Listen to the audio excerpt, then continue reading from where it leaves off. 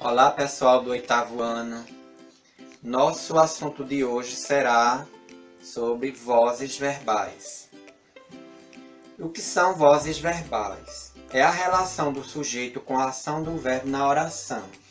Olha, então, veja só, estamos falando aqui de quê? Da ação do sujeito, da ação do sujeito na oração. Então, o sujeito, ele sempre vai praticar uma ação, sempre vai ter uma ação. E para toda ação, há uma reação, que também nós vamos ver no decorrer da aula. Então, nós temos a voz ativa, que eu vou falar também da voz ativa, quando o sujeito apenas ele pratica a ação.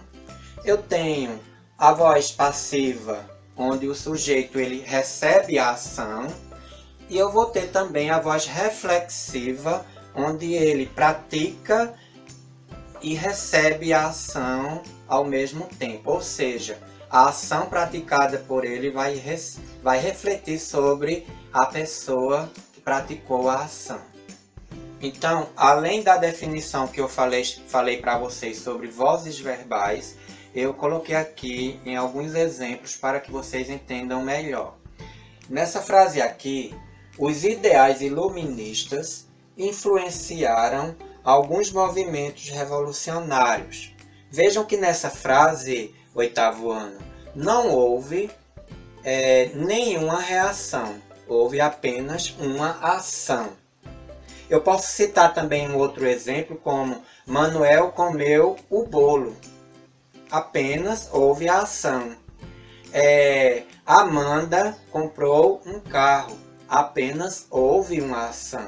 Então, se vocês observarem que para a voz ativa, o sujeito ele só faz a ação.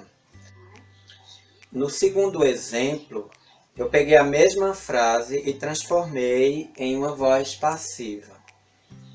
Alguns movimentos revolucionários foram influenciados pelos ideais iluministas. Eu inverti a frase e usei a preposição pelos.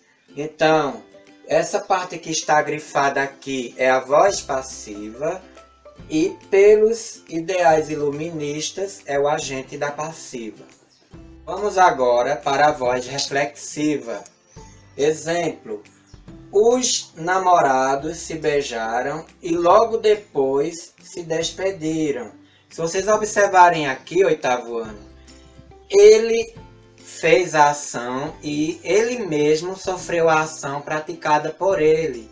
Veja, eles se beijaram e eles se despediram. Bom, vocês viram que eu falei de vozes verbais. Vimos a voz ativa quando o sujeito ele pratica a ação, a voz passiva quando ele sofre a ação e a voz reflexiva quando ele pratica e sofre a ação praticada por ele mesmo.